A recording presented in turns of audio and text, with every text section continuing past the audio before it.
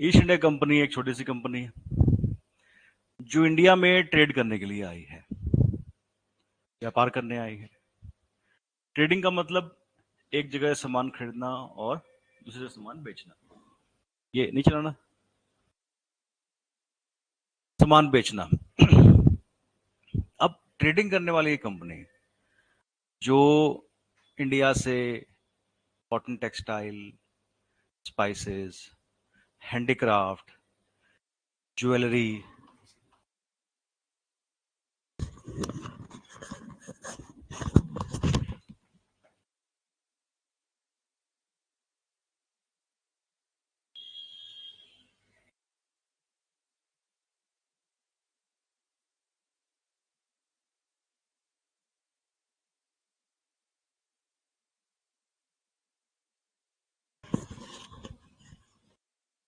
एक थोड़ा सा चेंज कर रहे हैं हम, थोड़ा फायर का इशू आ रहा, थोड़ा इनोवेशन करानी होगी हमें कुछ एक, तो आपका टाइमिंग एक दो हफ्ते के लिए थोड़ा सा चेंज हो रहा है।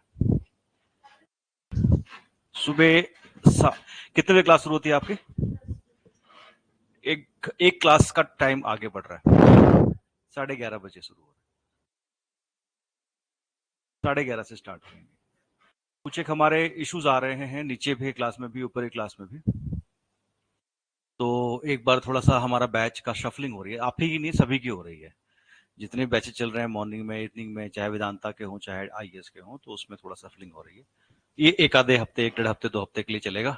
हो सकता है कोशिश करेंगे जल्दी हो जाए खत्म, लेकिन कुछ दिनों के लिए चेंजेस है, ये परमानेंट नहीं है।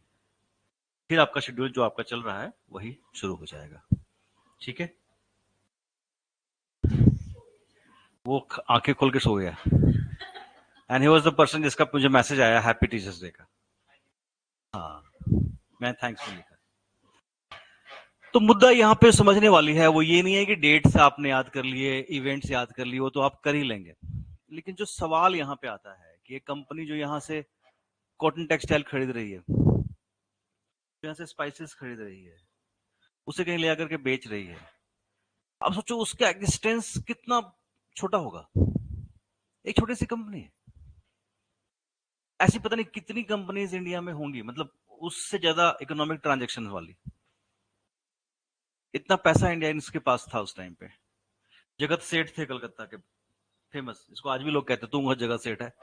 लोग बातों बातों में कहते नहीं है तू बड़ा जगत सेठ लगा है, तो एग्जाम्पल देते हैं लोग। जैसे आज अंबानी को, टाटा को, बिड़ला को लोग कोट नहीं करते कि तू कौन सा टाटा बिड़ला है। उसी तरह से उस टाइम पे जगत सेठ थे। तो ये एक्चुअल में कमी कहां पे थी,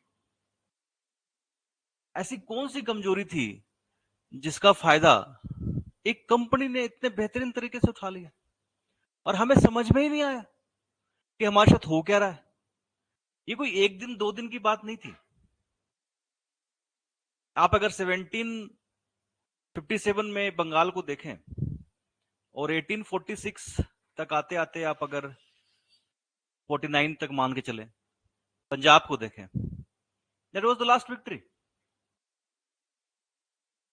तो हुआ क्या आखिर में, ऐसा क्या हुआ, या ऐसे कौन से कारण थे, what was the reason for that, कि एक कंपनी अपने कुछ एक ऑफिसर्स, कुछ 100 ऑफिसर्स, कुछ 1000 सोल्जर्स को लेकर के इतनी बड़ी कंट्री पे कब्जा कर ले, कैसे, हाउ इज इट पॉसिबल। समझने वाली चीज यहां पे ये है कि हम इसको किस तरीके से मान लें कि इतनी बड़ी कंट्री, इतनी आर्मी, इतने लोग, इतनी पॉपुलेशन छोटी सी कंपनी से हार गए और हम हारते चले गए। एक प्रोविंस हारा, दूसरा प्रोविंस हारा, तीसरा हारा, बड़ी बड़ी ताकतें, मराठे, मैसूर, सब हारते चले गए। क्यों, वाई, क्या लगता है आपको, what is the reason for it,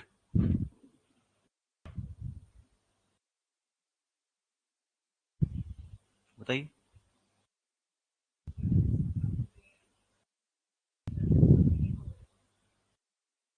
religion की वजह से हम एक दूसरे से लड़ रहे हैं, ठीक है, हाँ, एम्पायर्स आपस में लड़ रहे हैं, हो सकता है that may be reason, but उस टाइम पे ऐसे कोई, हाँ, हैदराबाद है, मराठे हैं आपस में लड़ रहे हैं, मैसूर भी लड़ रहे हैं आपस में, ठीक है। और कोई रिलीजन की वजह से लड़ाई तो हो ही रही है, लेकिन आप सोच के देखो ना, एक कंपनी से आप हार रहे हो, मतलब कोई बहुत बड़ा कोई एम्पायर नहीं है, कोई बहुत बड़ी आर्मी लेके नहीं आ रहा आपसे लड़ने के लिए। ये कंपनी है जो आपके अंदर ही बैठी है, आपके देश में बैठी है। आप जब चाहो उसे कुचल सकते हो, और उसको खत्म करने के बाद कोई ब्रिटिश एम्पायर को आपको एक्सप्लेनेशन देने की भी जरूरत नहीं है। तो आप ही के रिसोर्सेज पे पल रही है, वो अपने रिसोर्सेज कहां से लेके आएंगे? आप ही से तो कमा रहे हैं, आप ही के लोगों को सोल्जर बना रहे हैं, और आप ही को हरा रहे हैं, और आप हार रहे हैं।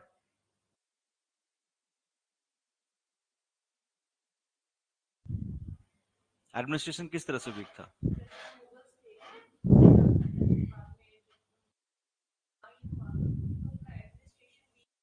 मान लिया मुगल्स वीक थे, मान लिया मुगल्स वीक थे, लेकिन हम हमारे तो प्रोविंसेस के सामने भी ये कंपनी कुछ नहीं थी ना। आप गौर से सोचो ना, एक कंपनी है, एक सिंपल सी कंपनी है, कितने वर्कर्स होंगे, कितने सोल्जर्स होंगे? 10,000, 15,000, 20,000, 50,000, अलग अलग जगह पे एग्जिस्टेंस मान भी लेते हैं, तब भी कितने होंगे?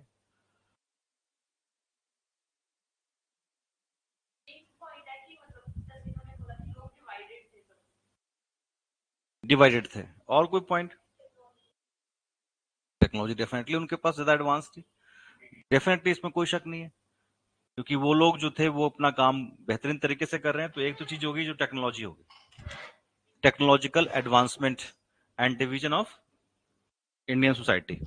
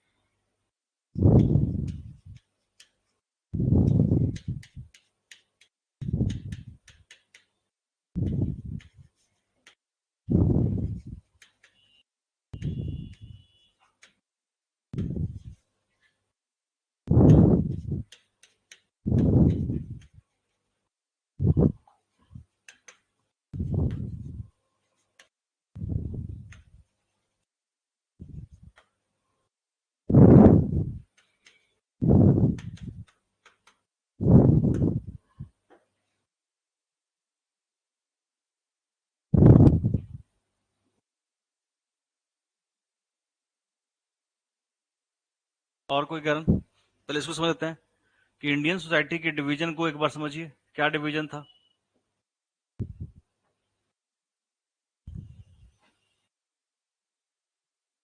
इंडियन सोसाइटी किस तरह की थी उस टाइम पे?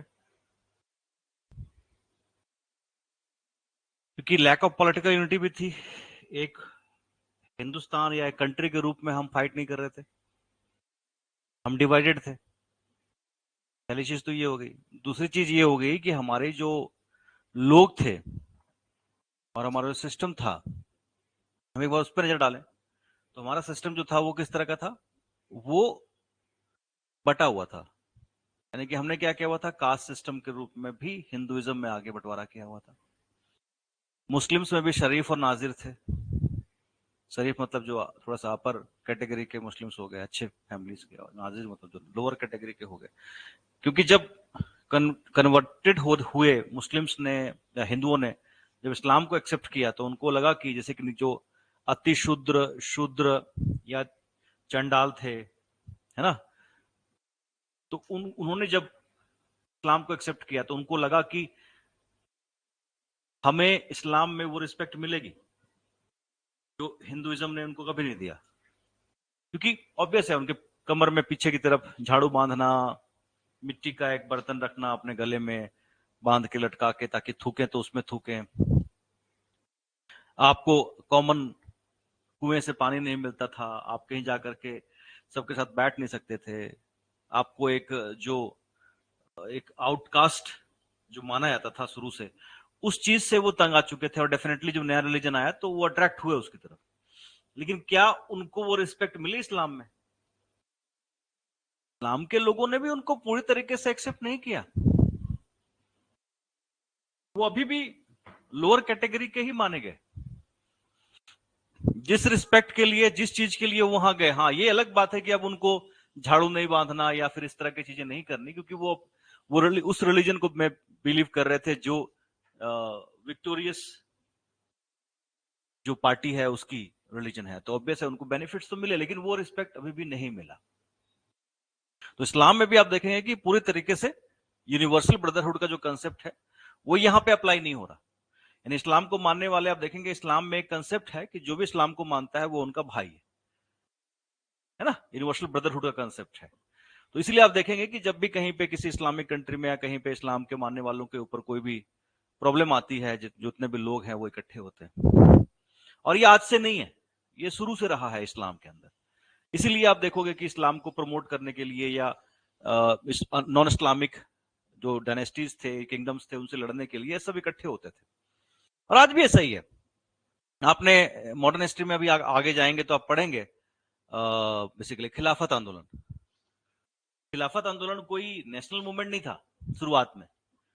खिलाफत का मतलब होता है कि जो खलीफा है, जो इस्लाम के हेड माने आते हैं, उनके पोजीशन को बचाने के लिए। क्योंकि उस टाइम पे टर्की जो था ओटोमन एम्पायर था, और वहां पे जो फर्स्ट वर्ल्ड वॉर में आप देखेंगे कि वो हार गया था अंग्रेजों से, ब्रिटिश से हार गया था। और जब ब्रिटेन ने वहां पे ऑक्युपाई किया तो वो जो खलीफा का सिस्टम था उसको पूरी तरह से खत्म करना चाहते थे। और जो इंडिया के नहीं पूरी दुनिया के मुस्लिम्स थे वो इसका विरोध कर रहे थे। और महात्मा गांधी ने यही अपॉर्चुनिटी देखी कि इस्लाम के जो लोग हैं वो एक पर्टिकुलर डिमांड कर रहे हैं, तो अगर हम उनको सपोर्ट आज करेंगे तो कल वो हमें हमारे मूवमेंट में भी सपोर्ट करेंगे। तो ये खिलाफत आंदोलन ही बाद में असहयोग आंदोलन यानी कि नॉन कॉपरेशन मूवमेंट बना था। तो जो आप पढ़ेंगे इसको आगे, लेकिन कहने का मतलब ये था कि इंडिया की सोसाइटी को अगर आप ध्यान से देखें तो किस तरह की सोसाइटी थी। करीबन 70% लोग तो पहले ही आउटकास्ट कर दिए गए थे in the name of caste. कि मेजोरिटी ऑफ द पॉपुलेशन किसकी थी, जो ऑब्वियस है जो लोअर कास्ट के थे, एससी एसटी, उनको पहले से अलग कर दिया गया। वैश्य भी आप देखेंगे कि काफी अलग होते थे। क्षत्रिय और ब्राह्मण जो थे वो फिर भी हाई पोस्ट पे थे, यानी कि जितने भी पॉलिसीज बनानी हो तो उसमें ब्राह्मण सबको मिलेंगे, और जितने भी वॉर या किंग्स या उनके जो दरबार में लोग होते थे वो ज्यादातर क्षत्रिय या ब्राह्मण ही हुआ करते थे। तो एक सेगमेंट जो 30% का बचा वो ही सिर्फ रूल कर रहा है, वही हर जगह लड़ाई लड़ रहा है, वही सब कुछ कर रहा है। और दूसरी तरफ जो 70% 80% पॉपुलेशन है उसे आपने पहले से ही अलग थलग कर दिया। ना उसे पॉलिटिक्स से मतलब है, ना उसे इस बात से सरोकार है कि गद्दी में कौन बैठा है। और इस बात को मैं इसलिए ऐसे हवा में नहीं कह रहा। जब बैटल ऑफ प्लासी हुई थी तो जिस जगह पे बैटल ऑफ प्लासी हुई थी उससे कुछ मीटर दूर, कुछ 100 मीटर दूर लोग अपने खेतों में काम कर रहे थे। ये तो आप सोचो कि आपकी आर्मी लड़ रही है, आपने आर्मी का साथ देना या किसी तरीके से आप देखोगे ना कि किस तरीके से उनको जरूरत पड़ जाए उनकी हेल्प करोगे, या उस आर पार के टेरिटरी में दुश्मनों का कुछ नुकसान करने की कोशिश करोगे इनडायरेक्टली। यहां तो आर्मी लड़ रही है, उनको मतलब ही कोई नहीं है। आप सोच के देखो ना, एक विदेशी सेना से आपके आर्मी लड़ रही है और आप ही के टेरिटरी में लड़ रही है, आपके गांव में लड़ रही है। पलासी क्या था, पलास के पेड़ थे। पलास एक पेड़ होता है वहां बंगाल में, बिहार में आप जाएंगे तो देखेंगे बहुत सारा पलास के पेड़ का बागीचा था, इसलिए उसको अंग्रेज लोग जो पलास है उसको प्लासी प्लासी कहते थे, इसलिए इसका नाम बैटल ऑफ प्लासी पड़ गया। तो यहाँ के जो लोग थे ना उनके अंदर वो देशभक्ति या उस तरह की फीलिंग्स नहीं थी। इसको आपको एक समझना होगा एक चीज को। तो इंडियन सोसाइटी जो थी उस टाइम पे, उसमें आपको मल्टीपल डिविजन्स दिखाई देते हैं। बहुत सारे डिविजन्स, कास्ट के नाम पे, रीजन के नाम पे, रिलीजन के नाम पे। जैसे मैं हमेशा कहता हूं कि उस टाइम पे अगर आप एक गांव में रहते हैं और किसी दूसरे गांव में जा रहे हैं और डिस्टेंस थोड़ा ज्यादा है तो लोग परदेशी कहते थे एक दूसरे को कि किसी और देश से आया हुआ। अपने गाने में नहीं सुना होगा परदेशी या भूल न जाना। तो ये परदेशी जो है कंसेप्ट ये वही है, क्योंकि दूर से आया है उसको आप परदेशी कह रहे हो। ये शुरुआत से रहा। यानी कि एक हिंदुस्तान का कंसेप्ट जहन में था, लेकिन फिर भी लोग अपने लैंग्वेज, चूंकि इतना है, खान पान में इतना फर्क है, रहन सहन में, ट्रेडिशंस में इतना फर्क है कि लोग आपस में उतना घुल मिल भी नहीं पाते थे। जैसे मैं उस दिन पूछ रहा था मनतेज से कि पंजाबी में भी देखो, पंजाबी भी कई तरह के पंजाबी बोली जाती है। पंजाब में भी अगर पंजाबी को भी देखोगे तो कई तरह की पंजाबी बोली जाती है। हिमाचल में आप देखें, हिमाचल के अलग अलग टेरिटरीज में अलग लैंग्वेज है, खान पान है, अलग सिस्टम है कि नहीं है? और उनके ट्रेडिशंस भी अलग है। किसी के कुल देवता की पूजा किसी और तरीके से होती है। कभी आप गए हो हिमाचल दशहरा के टाइम पे? कुल्लू जी लगता है, गए सी गए हो तुसी? ओके, की फील कितना होता है? रश, रश ठीक है, पर कुछ तो देखा होगा ना वहां पे।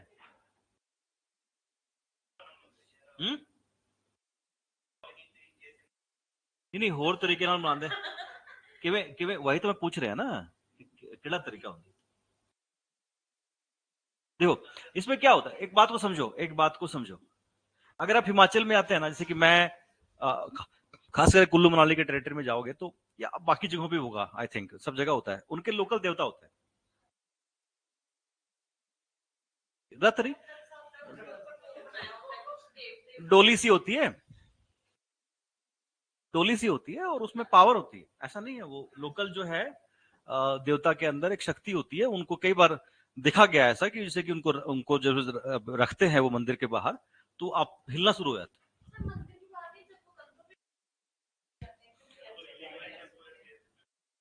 तो वो मान्यता है।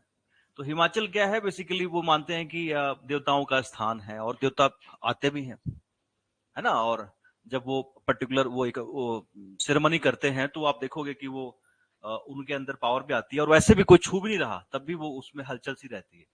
तो मानते हैं ऐसे कि देवता उसमें आ रहे हैं, देवता हैं। देवता के ना होने का हम कोई ये नहीं कह रहे हैं, वो अलग एक कंसेप्ट है। लेकिन यहाँ पे आप देखोगे कि हर उसमें जो कंसेप्ट को समझाने की कोशिश कर रहा हूँ कि हर जगह के अपने लोकल देवता है। वो क्या करते हैं, सारे देवताओं को लेकर के फिर वो हड़म्बा माता के टेंपल में जाते हैं। फिर वहां पे उनका बेसिकली सब आते हैं, वहां पे उनको मत्था टेकते हैं, उसके फिर वो अपने ऑफिस अपने स्थान पर लेके आते हैं। तो वही दशहरा का जो मेला होता है उसी कंसेप्ट के ऊपर बेस्ड है। इसका मतलब क्या हुआ कि यहाँ पे देखो ना कि हिमाचल के अंदर ही कितने ही लोकल देवता है। अब हिंदुइज्म को अगर थोड़ा सा और पीछे लेके चले, उसको आप हिंदू धर्म कह रहे हो, आज सनातन धर्म कह रहे हो, उसमें कंसेप्ट क्या है, वो सबको एसिमिलेट करता है, अपने अंदर समाता है, एक बड़े रिलीजन के रूप में अपने आप को स्टैब्लिश करके बाकी छोटे धर्मों को अपने अंदर ऐसे इंक्लूड कर लेगा कि आपको पता भी नहीं चलेगा, बिकॉज फ्लेक्सिबिलिटी है हिंदुइज्म में। नहीं तो अब ब्रह्मा विष्णु महेश अगर देखा जाए तो तीन ही देवता थे, या उनकी वाइफ्स थी, या उसके बाद एटमॉस्फेरिक गॉड, है ना, एयर गॉड, अर्थली गॉड, ये गॉड्स जो हमने देखे थे एंशिएंट हिस्ट्री में जब पढ़ा था। तो आपने देखा होगा, या आप भी समझ लीजिए कि हमारे जो गॉड्स हैं वो उनको तीन पर्टिकुलर कैटेगरी में बनाया गया है, और साथ में जो मेन गॉड्स हैं वो त्रिदेव हैं, ब्रह्मा विष्णु महेश। तो ये लोकल देवता कहां से आए, कहां से आए? हर जगह पे अलग देवता है। इनकारनेशन है या नहीं है ये पता कैसे लगेगा? इनकारनेशन बता दिया गया। इन लोकल गॉड्स को भी ये आप देखेंगे तो ब्रह्मा विष्णु महेश का ही एक रूप बना दिया गया। कहीं पे आप देखोगे माता का रूप है, कहीं पे आप देखोगे शिव का रूप है। आप इस कंसेप्ट को समझो। तो जितने भी जो लोग होते थे वो क्या करते थे, अपने एरिया में एक पर्टिकुलर गॉड को, क्योंकि हमारा ये मानना है यहाँ पे इंडिया में, ये मानते हैं कि हर जगह की अपनी एक सोल होती है, एक आत्मा होती है। चाहे तो आपका घर है, चाहे कोई जगह है, कोई पर्टिकुलर टेरिटरी है, उसकी अपनी एक सोल है। और सोल सिर्फ इंसानों में नहीं होती, हर जीवित निर्जीव सभी चीजों में होती है। ये तो हम जैन धर्म में भी पढ़ा है ना हमने। तो ये कंसेप्ट वहीं से आया है। तो वो कह रहे हैं कि जो आपके गॉड हैं, जो लोकल गॉड जो आपकी रक्षा कर रहे हैं, आपके गांव की या आपके कुल की, जो कुल देवी कहते हैं, कुल देवता कहते हैं, होता है ना सबके, लगभग सबका ही होता है कुल देवता कुल देवी। तो कुल देवता कुल देवी क्या है, आपके कुल की रक्षा करने के लिए, आपके गांव की रक्षा करने के लिए आपने एक लोकल गॉड को बनाया, लेकिन उसको क्या मान लिया गया, इनकारनेशन ऑफ शिव और विष्णु और गॉडेस। अब इस कंसेप्ट को समझने की कोशिश करो। चूंकि हिंदुइज्म इस तरह का धर्म है जिसमें आप देखोगे कि हर एक रिलीजन को धीरे धीरे, अब एक्सेप्ट इस्लाम या क्रिश्चियनिटी या अब्राहमिक रिलीजन को छोड़ दें, तो बाकी जितने भी रिलीजन है उसमें आप देखोगे धीरे धीरे उसको उसको अपने अंदर समाने की क्षमता है। अब्राहमिक रिलीजन को क्यों नहीं करते? क्योंकि अब्राहमिक रिलीजन जो है वो काफी रिजिड है, जो है सो है, जो नहीं है सो नहीं है। लेकिन जिन जिन रिलीजन के अंदर थोड़ी सी फ्लेक्सिबिलिटी होगी वो धीरे धीरे अट्रैक्ट हो ही जाएंगी इस पर्टिकुलर प्रोसेस में। आप देखो ना कि वो बौद्ध धर्म एक अलग धर्म के रूप में आया, लेकिन बौद्ध को देख करके आपको लगता है कि ये अलग धर्म के हैं? नहीं फील होता, क्योंकि लगता है कि बौद्ध तो हमारे भी देवता है। कई जगहों पे तो उनको 9th इनकारनेशन भी बना दिया गया। जैन धर्म को भी आप, कोई जैन कहेगा अपना नाम के आगे लगाता है तो आपको लगता है कि वो अलग धर्म का है? नहीं लगता। आप इस बात को समझो। आप एक और चीज को समझो, जो प्रेजेंट सिचुएशन, कहीं ना कहीं जो जितने भी धर्म हैं, चाहे वो सिखिज्म हो चाहे कोई भी हो, आप देखोगे उनके अंदर भी एक फियर है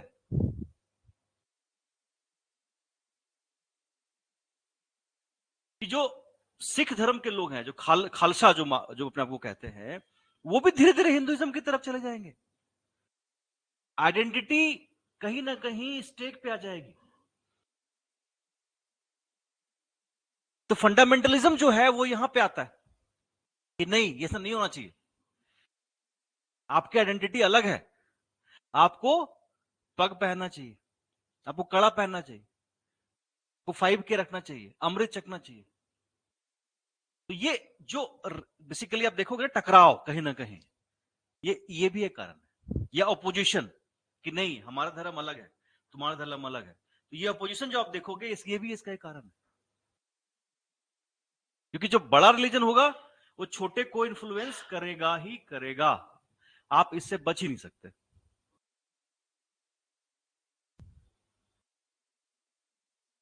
तो यहां पे जो लाइफस्टाइल है वो क्या है?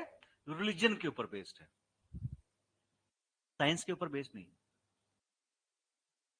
इंडिया में जो जीवन यापन है, जो जीवन जीने का तरीका है, वो किसे बेस्ड है? रिलीजन के ऊपर,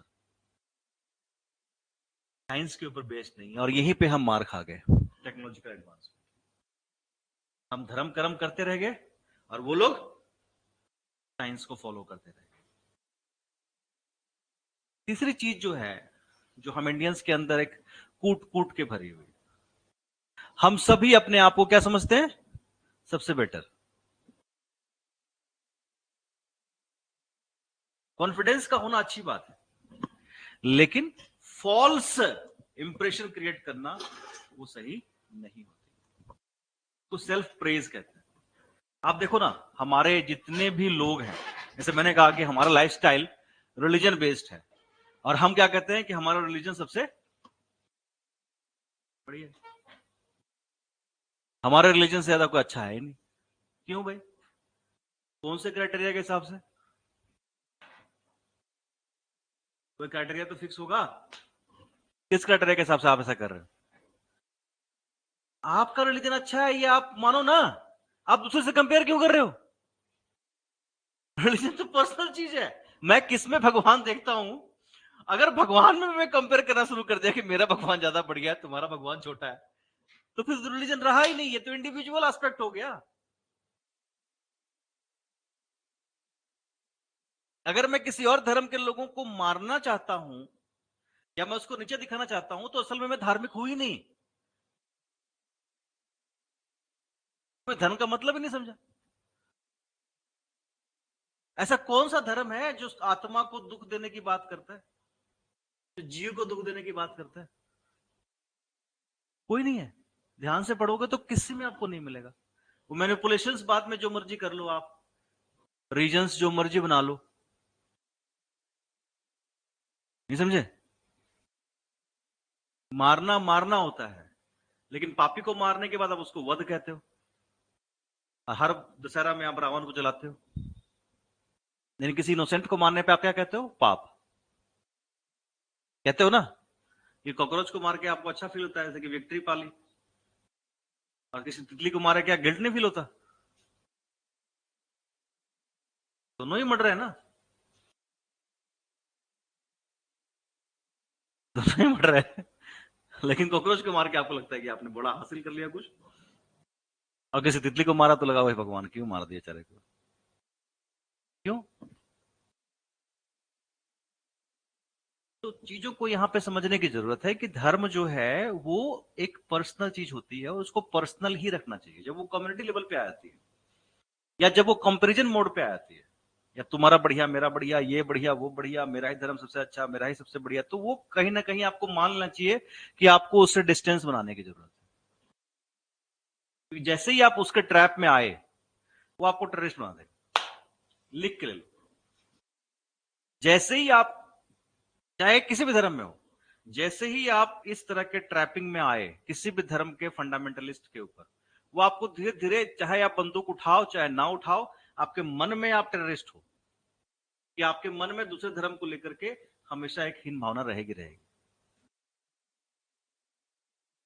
तो आपको जरूरी क्या है कि आपको डिस्टेंस बना लें, क्योंकि यहाँ पे दिक्कत यही आ रही है। और ये बात मैं नहीं कह रहा, अपने मन से नहीं कह रहा, ये अलबरूनी ने कही है किताबुल हिंद में।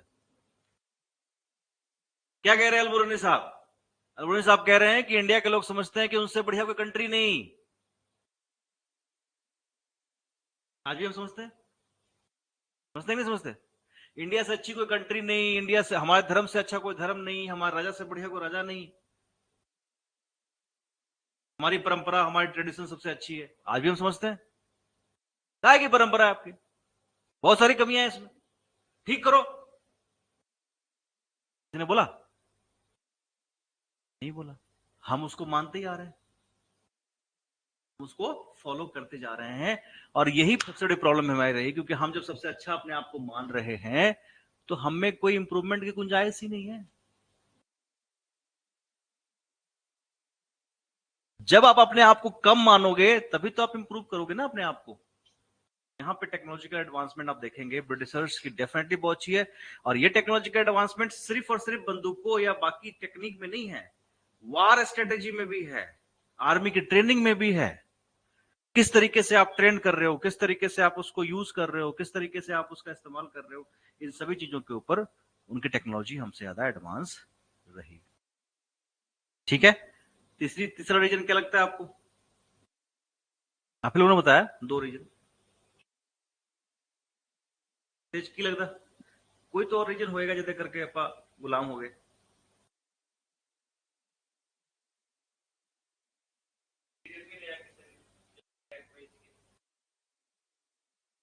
बात तो सही है। अंडर एस्टिमेटेड, किसको अंडर एस्टिमेट किया? हिस्ट्री को।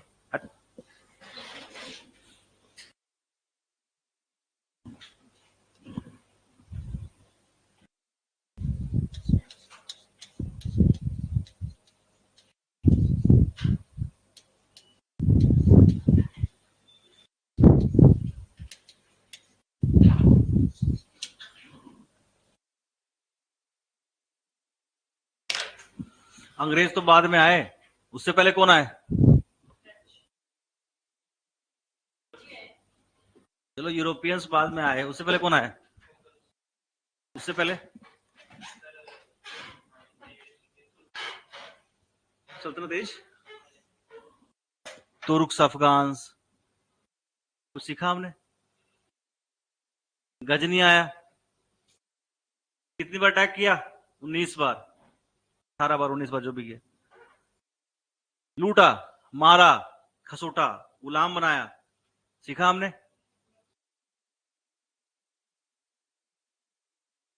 गोरी आया, पृथ्वीराज चौहान को हरा करके दिल्ली सल्तनत स्थापित कर लिया, सीखा हमने? कितनी बार सीखने का मौका दूं? नेचर भी कह रहा है कितनी बार मौका दूं, मैं तो इशारा कर रहा हूं, समझो। क्योंकि एक छोटी प्रॉब्लम को अवॉइड करने का मतलब है बड़ी प्रॉब्लम को न्योता। और ऐसा नहीं है कि गलती हम नहीं करते, आज भी करते हैं, हम सब करते हैं, इंक्लूडिंग मी। क्योंकि ह्यूमन नेचर है, हम गलतियों के पुतले हैं, परफेक्ट कोई नहीं है। लेकिन हम एटलीस्ट 100% गलती करने से अच्छा है कि 5-10% गलती कर लें, ताकि उसको सुधारने का भी चांस मिले। हम पहले तुर्कों के, अफगानों के गुलाम बने, फिर हम मुगलों के गुलाम बने, लूटे गए, मारे गए, डिवाइडेड रहे, फिर हम ब्रिटिश के गुलाम बने। आप अगर 1857 के रिवोल्ट को ध्यान से देखोगे तो आपको हंसी आएगी। किसके लिए हम रिवोल्ट कर रहे हैं? किसके लिए? ओ तुम शान से बोलते हो, हमारा पहला स्ट्रगल था, हमारा ये था, फलना ढेकना। किसके लिए? कमजोरों के लिए क्या जगह है? क्या इंडिपेंडेंस? तुम गुलामी अच्छे हो। लोग कहते हैं ना आज भी, इससे बड़े तो अंग्रेजों का राज था। बिल्कुल ठीक कहते हैं, क्योंकि उनको गुलाम होना चाहिए जो ऐसी बात सोचते हैं, जो मान चुका है कि वो कमजोर है। बस ऐसी भी कोई जगह नहीं है। You have to fight. लड़ना पड़ेगा आपको, या लड़ो या गुलाम बनो। There is no third option for you. ये कोई कौन बना करोड़पति नहीं है जिंदगी में। या तो लड़के अपनी जगह छीनो, लूटो, जो मर्जी करो, मुझे फर्क नहीं पड़ता, अपनी जगह लो। गुलाम बन के रहो। फिर शिकायतें क्यों कर रहे हो? मेरे तो ये हो गया, मेरे साथ वो हो गया।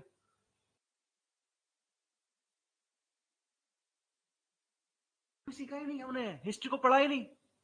हमारे लिए इतिहास क्या था? कहानियां थी। एक राजा था, बहुत अच्छा था उसने ये कर दिया, उसने वो कर दिया। तो क्या होगा? पूरा का पूरा 200-300 साल है, देखो ना कब से शुरू हुआ। 1100 से शुरू होता है, 1191, 1200 मान लेते हैं। 1200 से लेकर के 1757, कितना टाइम हो गया? 550 साल में हमने नहीं सीखा। आज भी नहीं सीख रहे। आज भी इंडिया पाकिस्तान के मैच में ही है, बस इंडियंस हैं। उसके अलावा तो बाकी हम पंजाबी, बिहारी, तमिल, गुजराती, ये हैं। फिर कुछ बच गया तो फिर हिंदू मुसलमान है, सिख हैं। फिर कुछ बच गया तो ब्राह्मण, क्षत्रिय, वैश्य, शूद्र हैं। और जहां पाकिस्तान के खिलाफ कोई फिल्म आ गई, वहां हम इंडियंस बन जाते हैं। और जहां पे इंडिया पाकिस्तान का मैच हो, वहां इंडियंस। बाकी इंडियंस कहाँ है बताइए मुझे।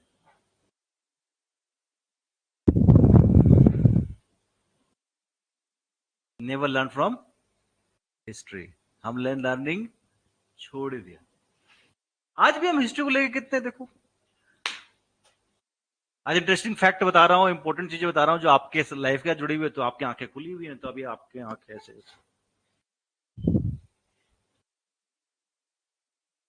हिस्ट्री सिर्फ डेट्स और फैक्ट्स नहीं है। अगर हिस्ट्री में आपने ये नहीं सीखा तो हिस्ट्री पढ़ने का कोई फायदा ही नहीं। तो हिस्ट्री सिखाता तो ये डेट और फैक्ट्स क्या करोगे? वो तो तब गुलाम बने थे उस पर्टिकुलर डेट को, नहीं सुधरेंगे तो फिर गुलाम बनेंगे। एक बात हमेशा याद रखो, जो ताकतवर होगा वो कमजोर को गुलाम बनाएगा। आप ताकतवर हो तो आप बंदर को, भालू को नचा रहे हो डमरू पे। आपसे ताकतवर कोई रेस आ गया तो आपको गुलाम बनाएगा।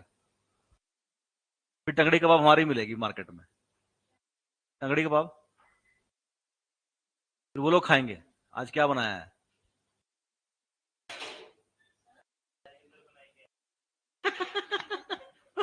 उनको नाम से क्या मतलब? आप समझो ना, आपने धरती पे क्या किया, इस अर्थ में ह्यूमंस ने क्या किया? अपने हिसाब से सब चीजों को यूज किया। तो उन्होंने सोचा कि वो कोई चिकन जो खा रहे हो, या जो आप वो पिग खा रहे हो, या कोई जानवर पकड़ रहे हो, अजायब कर रहे हो, म्यूजियम में रख रहे हो, या सॉरी चिड़ियाघर में रख रहे हो। म्यूजियम में भी होते हैं वो चिड़िया से खड़े। आपने सोचा एक बार भी कि ये गलत कर रहे हो आप? तो आपसे बेटर रेस जो आएगा वो ऐसे ही करेगा। नहीं, जब ह्यूमन एवोल्यूशन नहीं हुई थी तब तो पूरी दुनिया पे जानवरों का राज था। ह्यूमन एवोल्यूशन हुआ, इंसानों का राज आ गया। आप इस बात को कैसे मानते हैं कि इसके बाद कोई एवोल्यूशन नहीं हो रहा होगा? एलियंस तो बात की बात है ना, हो सकता है अपने में ही से कोई एवोल्यूशन हो जाए, शार्क बन के आ जाए एकदम, चलाक, ऐसे घूमता हुआ, हाँ भाई 8 फुट का, हाँ भाई क्या चल रहा है? मैं नहीं कह रहा, बट ऐसा हो सकता है। Learning from history, think about new things. तो यहां पे हमने क्या किया, हमने हिस्ट्री को हमेशा कहानियों में देखा, और कहानियों में क्या होता है, हमेशा हैप्पी एंडिंग होती है ना। लेकिन रियल लाइफ में हैप्पी एंडिंग तब, सारी कहा तो फिर तो कोई दुख भरी कहानी भी तो होनी चाहिए ना। नहीं तो मुकेश के गाने कौन सुनेगा? मुकेश जानते हो ना, बहुत बड़े सिंगर है, पुराने जमाने के सिंगर थे। मुकेश, मुकेश।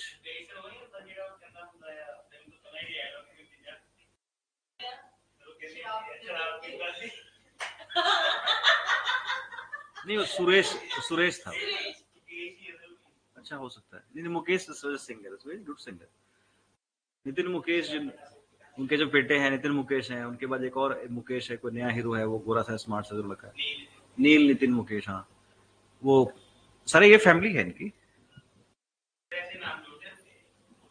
आप जुड़ना चाहोगे जुड़ सकते, हो सकता है उनकी फैमिली का ट्रेडिशन रहा हो।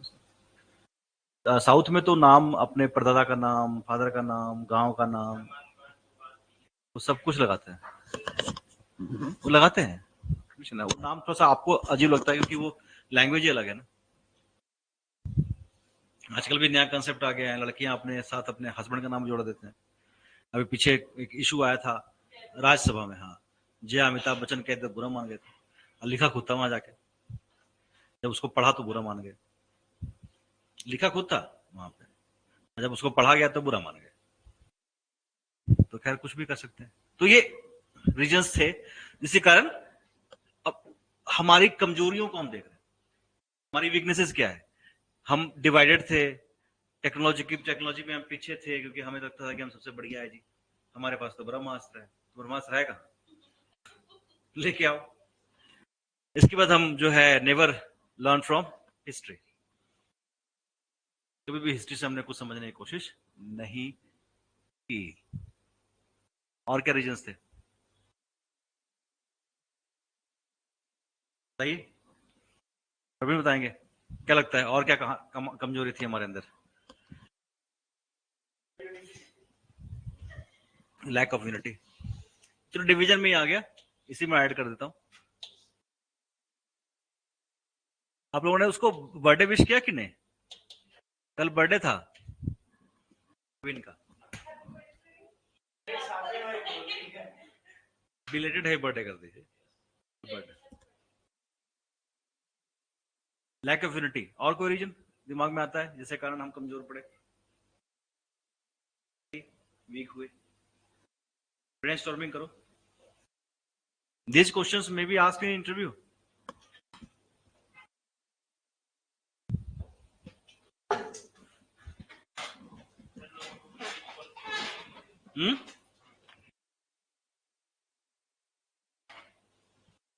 वो कौन सा बजट टीवी में अनाउंस कर रहे थे, पॉलिसी क्या है क्या पता लगेगा, वो तो इंडियंस को उल्टा गाली देते थे।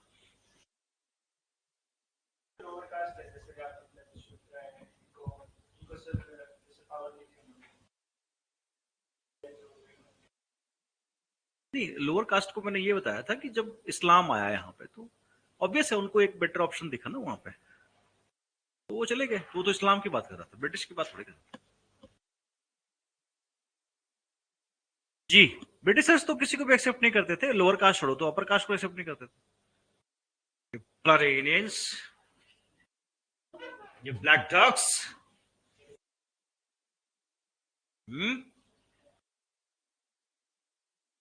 स्नेक चार्मर्स, ब्रिटिशर्स की विल पावर स्ट्रांग थी।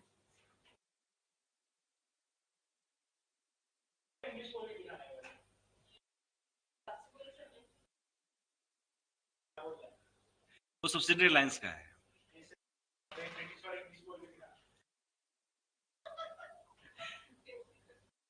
What are you talking about, huh?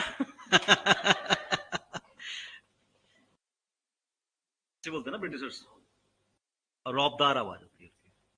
Normal English में और उसमें फर्क यही रहता है, थोड़ा सा वो जोर लगा के बोलते हैं, इन्फ्लुएंसिंग टोन। जी, खत्म हो गया। एक कहा, एक कमजोरी थी हमारे अंदर, और कुछ नहीं था। हम्म?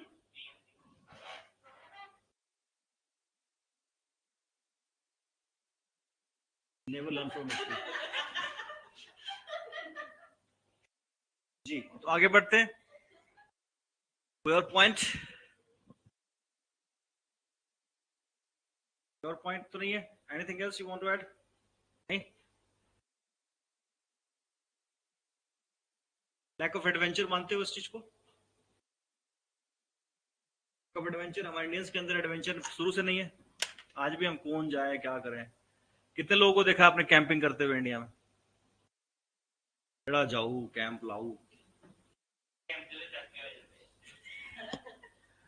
खैर सेफ्टी अलग इशू है।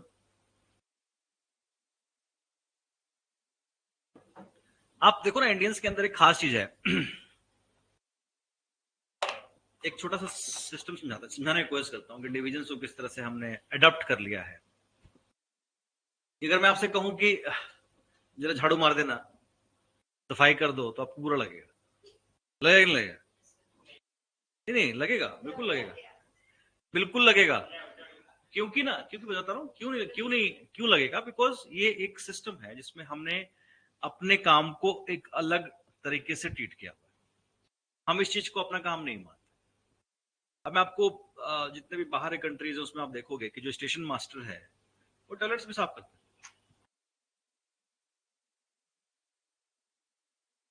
स्टेशन मास्टर जो है वो टॉयलेट भी साफ, छोटे छोटे स्टेशन होने में वहां पे वो पूरा क्लीनिंग का काम उन्हीं का होता है। सुबह आते हैं, क्लीनिंग करते हैं, फिर वो अपना पहन के बैठे। इंडिया में आपको लगता है ऐसा पॉसिबल है? क्योंकि आपने एक पर्टिकुलर सेगमेंट को इसी काम के लिए ही रखा हुआ है।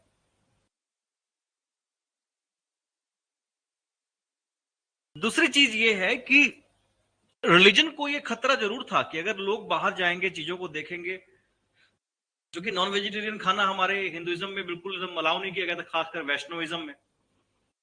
वैष्णव जो सेगमेंट आया था उसमें आप देखोगे कि नॉनवेज बिल्कुल भी अलाउड नहीं है। तो बाहर जाओगे, समुद्र में जाओगे, तो अब मछली वछली खाओगे, शराब वराब पियोगे, है ना? तो समुद्री यात्रा पूरी तरह से बैन था। अब अगर इससे पहले आप देखोगे, जो गोल्डन एज है इंडिया का, गुप्ता एज, या साउथ में आप जाते हो, चोला चालुक्यास को देखते हो, पुलकेशन सॉरी पल्लवास को देखते हो, तो आप देखते हो कि वहां से लोग साउथ ईस्ट एशिया में जा रहे हैं, व्यापार कर रहे हैं, ट्रेड कर रहे हैं। लेकिन इंडियंस को समुद्री यात्रा करना रिलीजन ने ही बैन किया हुआ। अब आप ना समुद्र में निकलोगे, ना कहीं जाओगे, ना कहीं यात्रा करोगे, तो क्या होगा? आप अपने में ही सिमट के रह जाओगे। अपने में सिमट के रहने का मतलब ये होता है कि कौन कहां प्रोग्रेस कर रहा है, कौन कहां तरक्की कर रहा है, कौन जगह पे क्या चीजें हो रही है, नहीं, वो आपको बिल्कुल पता नहीं चलेगी। और आप जो कहते हैं ना, नैरो माइंडेड या कूप मंडुकता, यानी कि जो आपको कुएं का मेंढक, आप बन के रह जाओगे। लैक ऑफ एडवेंचर भी यहाँ पे आपको एक रीजन है, जिसके कारण हमें बाहर के लोगों का, बाहर के कंसेप्ट का, यूरोप की डेवलपमेंट का पता ही नहीं चला।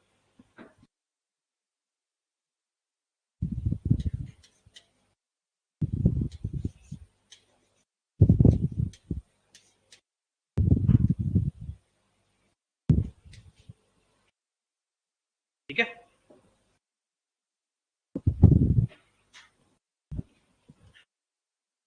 अब आते हैं कॉन्क्वेस्ट ऑफ इंडिया के सेकंड पड़ाव पे।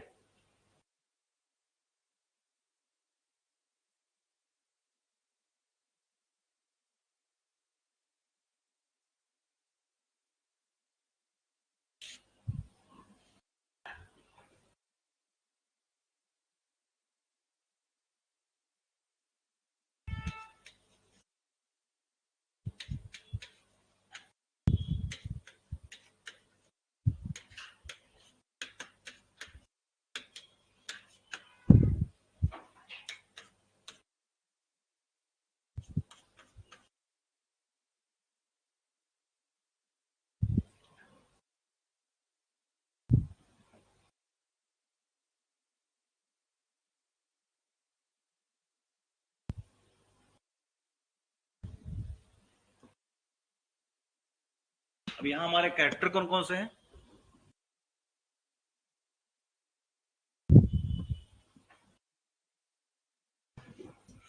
पहला कैरेक्टर का नाम है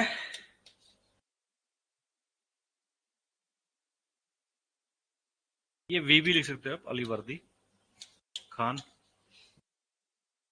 दूसरा सॉरी,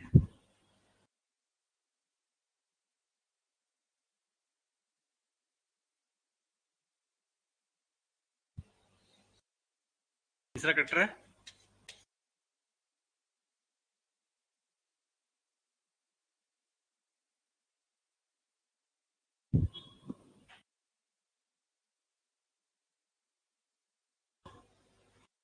चौथा कैरेक्टर है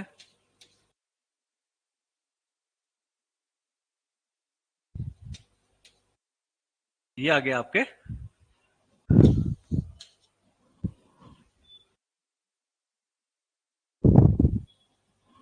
बैटल ऑफ प्लासी के कैरेक्टर्स। बैटल ऑफ बक्सर में कौन कौन आएंगे? मीर, कासिम, सुजा, उद दौला, शाह आलम सेकेंड।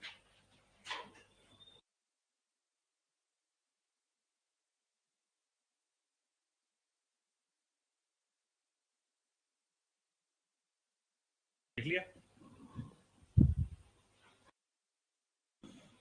अब पहले कहानी को समझ लो, मैं फैक्ट्स लिखाई दूंगा।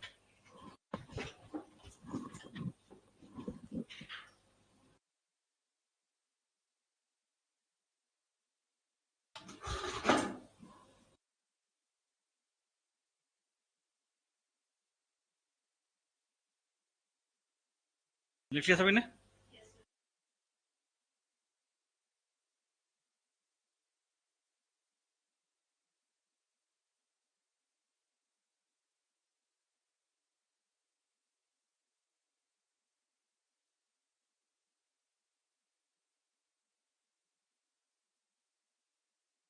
ये हमारे दूसरे सेंटर में बच्चों ने सेलिब्रेट किया टीचर्स डे। बड़ा कर दो।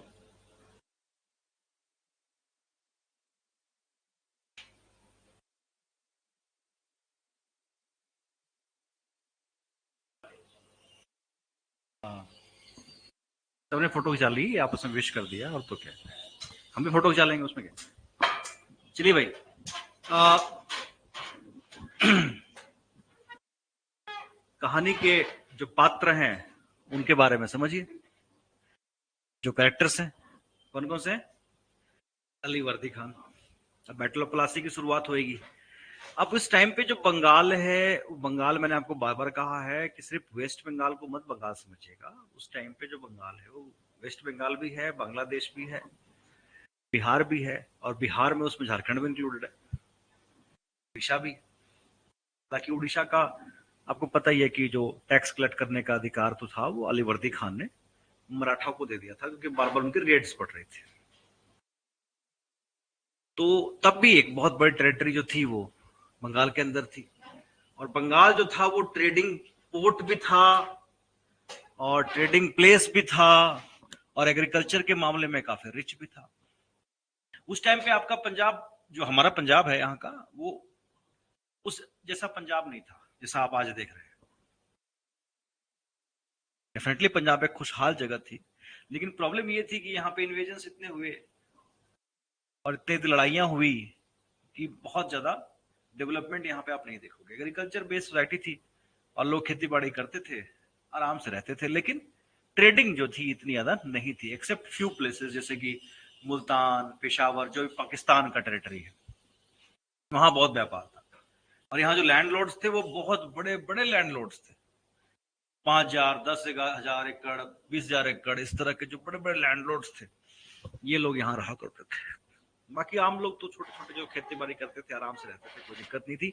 लेकिन फिर भी इकोनॉमी इतनी डेवलपमेंट नहीं थी जितनी कि आप बंगाल के या बिहार के टेरिटरी में थे। जो बिहार, उड़ीसा, जिसको आप जब बीमारू स्टेट कहते हो, जो वहां के लेबर को आप भैया भैया कहते रहते हो, वो उस समय सबसे रिच टेरिटरी थी। ठीक है, सबसे ज्यादा अमीर लोग थे। तो ये लाइफ का सर्कल है, इसीलिए हमेशा कहा जाता है circle of life, line of life कभी नहीं कहा जाता। तो क्या कहता है,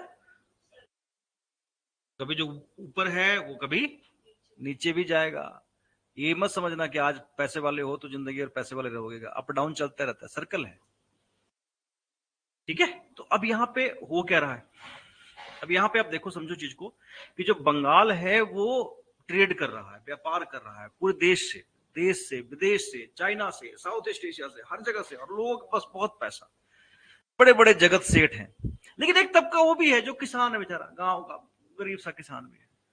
जो अमीर है वो बहुत अमीर है, जमींदार है वो बड़े बड़े जमींदार है, लेकिन एक गरीब किसान भी है जो 2 वक्त की रोटी कमाने के लिए संघर्ष कर रहा है। इसके पास अकाल पड़ जाए तो मुसीबत है। तो सब्सिस्टेंस एग्रीकल्चर है, आपने अपने खाने के लिए उगाया है, नहीं उगाया तो एक आध साल तो आपके पास स्टोरेज है, आप कर लोगे, चला लोगे काम। लेकिन अगर मान लो 4-5 साल के लिए अकाल हो गया तो क्या करोगे। ऐसे सिचुएशन में भी वहां के लोग और राजा महाराजा जो होते थे, नवाब होते थे, वो किसानों की हेल्प करते थे ताकि ये दौर भी निकल जाए। खैर वो अलग मुद्दा है। अब बात यहां पे ये है कि बंगाल में अलीवर्दी खान जो थे, आपने देखा था मुर्शिद कुली खान, फिर आगे अलीवर्दी खान तक आप पहुंचे थे। तो अलीवर्दी खान जब नवाब थे तो उन्होंने एक पॉलिसी बनाई थी कि कोई भी विदेशी कंपनी है, जैसे कलकत्ता में ब्रिटिश हैं, चंदर नागौर में फ्रेंच हैं, इन कंपनियों को यहां पे अपने आप को फोर्टिफाई करने का राइट नहीं देना। ये फोर्टिफाई करने के बहाने से अपनी ताकत बढ़ा सकते हैं और कल को मुसीबत बना सकते हैं, ना ही बहुत बड़ी आर्मी रखने की परमिशन देनी। लेकिन आप 1756 में एक डेवलपमेंट देखोगे, वो डेवलपमेंट ये थी कि अलीवर्दी खान की डेथ हो जाती है, और अलीवर्दी खान के बाद उनका जो कहते हैं ना बेटी का बेटा, नाती सिराजुद्दौला गद्दी पर बैठता है। सिराजुद्दौला यंग था, इतने बड़े टेरिटरी का नवाब था, और उसके अंदर कुछ एक कमियां थी जो उसके लिए बड़ी मुसीबत बन गई। अब ये कमियां आप में भी हैं तो उसको ठीक करो, नहीं तो आपके लिए मुसीबत बनेगी। जो पहली प्रॉब्लम थी वो ये थी, खैर उसकी इंडिविजुअल प्रॉब्लम नहीं थी, ये हर स्टेट की प्रॉब्लम थी, कि जब वो नवाब बनाया गया तो कई सारे उसके रिश्तेदार इससे खुश नहीं थे, और वो उसको रिप्लेस करना चाहते थे। इसमें जो सबसे बड़ा नाम आता है वो उसके साथ बुआ थी, घसीटी बेगम नाम है, कि वो अपने बेटे को वो बनाना चाहते थे। ठीक है, अब यहां पे कॉन्स्पिरेसी अंदर से शुरू हो गई। दूसरी तरफ अगर आपने ध्यान दिया होगा तो ये वो टाइम था जब एंग्लो फ्रेंच वॉर चल रहा है, थर्ड वॉर, याद आया, 63 तक चला है। तो इस टाइम पे एंग्लो फ्रेंच वॉर चल रहा है, तो जहां जहां अंग्रेज और फ्रांसीसी हैं वहां वहां पे वो अपने आप को मजबूत करने की कोशिश कर रहे हैं। अब वो बंगाल में भी है, और बंगाल में जैसे ही ये लड़ाई शुरू हुई 57 में, 63 तक चला था, उस टाइम पे आप देखोगे, नहीं ये शुरू हुआ था 56 में शुरू हो गया था, तो उन्होंने फोर्टिफाई करना शुरू कर दिया। अब फोर्टिफाई करना शुरू कर दिया तो ये तो सरेआम नवाब के ऑर्डर की नाफरमानी हो गई। अब सिराजुद्दौला की जो सबसे बड़ी प्रॉब्लम थी, जो मैं आपको भी बता रहा था कि क्या प्रॉब्लम थी, वो था टिल टेम्पर्ड। और नॉर्मली ऐसे पोजीशन से बैठे लोग ये मानना शुरू कर देते थे कि वही भगवान, और उनको तो कोई खतरा है ही नहीं, लेकिन सबसे ज्यादा खतरा इन्हीं को होता है। टिल टेम्पर्ड का मतलब होता है कि वो जल्दी में गुस्सा आता है, और ऐसे लोगों के दुश्मन बहुत होते हैं। ऐसे लोगों के बहुत सारे दुश्मन होते हैं, और उस दुश्मनों में जो सबसे पहला नाम आता है वो आता है मीर जाफर का। मीर जाफर कौन था? Chief of the army. जो मीर जाफर भी सिराजुद्दौला को नवाब बनाने देना नहीं चाहता था, लेकिन अब नवाब तो बन चुके हैं सिराजुद्दौला, तो अब क्या करेंगे। अब यहां पे कहानी में ट्विस्ट आता है, एक कॉन्स्पिरेसी है और एक दुश्मन है। कॉन्स्पिरेसी अपने लोगों की है, जिसमें आपके अपने रिश्तेदार शामिल हैं, आपका अपना चीफ ऑफ द आर्मी शामिल है, आपके अपने मेन जो कलकत्ता के ऑफिसर्स है वो शामिल हैं, आपके जगत सेठ जो हैं वो शामिल हैं, बिजनेसमैन। दुश्मन से लड़ना है और इस कॉन्स्पिरेसी को भी खत्म करना है। इस चीज की डिस्कशन हम कल करेंगे, ठीक है। बंगाल की जीत अगर आप ध्यान से देखेंगे तो बाकी सारे जो प्रोविंसेस को जीता गया उसमें इसी पॉलिसी को कट और पेस्ट किया गया, कोई पॉलिसी में बदलाव नहीं हुई, लेकिन फिर भी हमने क्या किया, नेवर लर्न फ्रॉम।